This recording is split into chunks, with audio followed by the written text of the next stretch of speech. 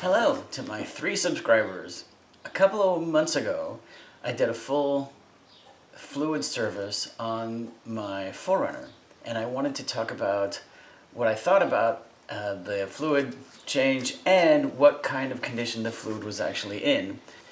Another thing that I want to talk about really quick is I used the original equipment fluid for the transfer case, and holy moly, was that stuff expensive. $180, which I think is way above retail, per pint, right? Or per liter, sorry, not per pint, but per liter. $183 times 2. So I am never, ever, ever going to do that again. And I guess with the little research that I've done, is that a lot of the Toyota dealerships actually don't use their own fluid, their own Toyota fluid either. So we're gonna get under the truck here in a minute, and I'll just show you and talk about what it is I was doing. The other thing is, this is the first time I've ever used the squeezy bottle, right? For the front differential, I don't think it was really that helpful. I think a fluid exchanger, or I have some fluid syringes, right? And then that I think that was much more helpful for the front differential. I did use the squeezy bottle on the front differential and the rear differential. The rear was pretty easy. The front, I think there was still quite a bit left. Well, not quite a bit, but a little bit at the bottom of the squeezy bottle that I didn't get out. So I think if I was going to do it again for the front differential, I just would have used a transfer pump or the syringe. Let's get under the truck and see what it looks like. I didn't know we were recording. Okay. Well, I guess you can't really see the front differential without me taking some of the shields apart, but I read online that if you fill the front differential, you need to turn the front wheels a little bit because there's an oil baffle that stops the oil from settling, I guess you could say. So what happens then is that they want you to turn the front wheels a little bit and then try and refill more into the fill plug on the front differential. This is a full-time four-wheel drive 4Runner, and what I found is that that wasn't really true. Is I filled it up, and that was pretty much all she would take. Apparently on the part-time four-wheel drive 4Runners, that might be true, but not for this one. Anyway, what did the oil look like when it came out? It looked really good. It wasn't gray, it wasn't all that discolored, and there was only a little bit of metal on the magnet for the front end. The transfer case was actually one of the easiest ones to do, and the oil in the transfer case was the cleanest. It came out very new looking, I guess you could say. Again, I wish I had just put the red line fluid in it rather than the OEM fluid because it was so expensive. But I really wasn't sure what I wanted to do with it, and so I just went with the OEM fluid, but golly, was it expensive. But the transfer case fluid came out really clean. The differential fluid, a lot like the front differential fluid, came out pretty good looking. After 40,000 miles, I was pretty impressed about how clean it was. However, I live in Southern California desert where there's not a lot of moisture. It's hot most of the time.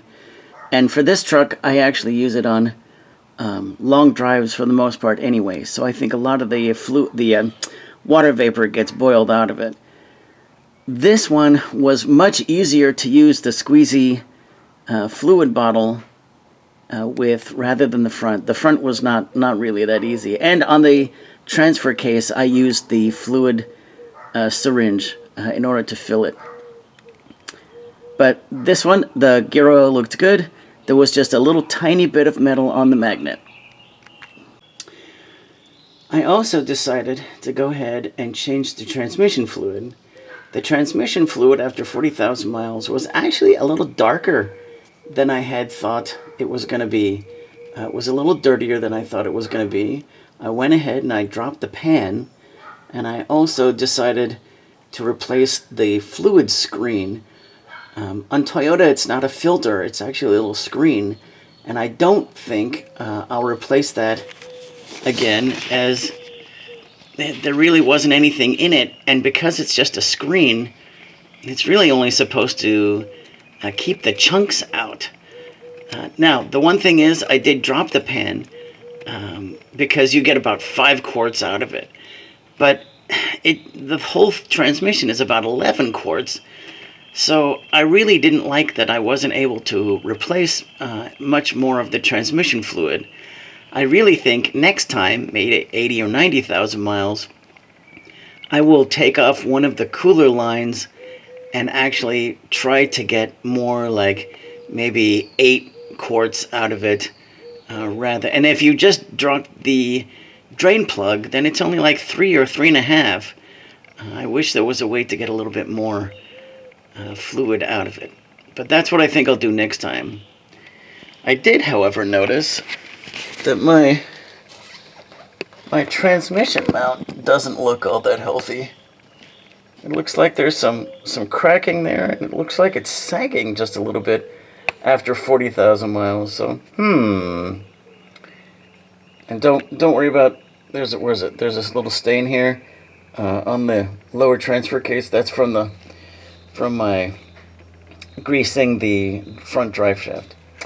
But yeah, look at that transmission mount is kind of low. Anyway, so that's that part. The next thing I did is I actually did decide to go ahead and replace the coolant in the engine. So there's a petcock down at the bottom of the radiator, and you can just turn that, let that drain. That's only about 1 gallon. On the other side of the engine, if you take out the fender well rubber, or the little gasket there, like this one, if you can see that. On the other side, there's a drain valve over there that drains out another 1 gallon or so.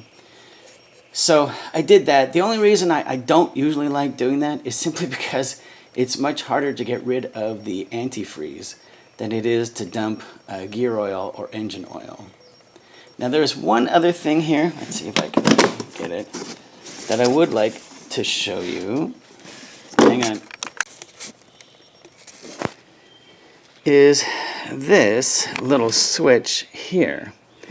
It turns out, I really didn't realize it, but I have an Odyssey battery, and actually right on the top of the battery, it says that this battery would like to have about 14 volts in order to keep it fully charged all the time, and most vehicles are in the 13 range, 13.3, 13.8, and so this has a little switch on it, high and low. Low position puts out another 0.5 volt, so it goes up to 14, and then high is 1 whole volt more in order to keep this battery at its best state of charge, which is kind of interesting. Anyway, I got that from Texas. I think it's Voltage Booster or something like that. Anyway, so that's what I've been doing to the truck, and I hope you, my 3 viewers, enjoyed the video.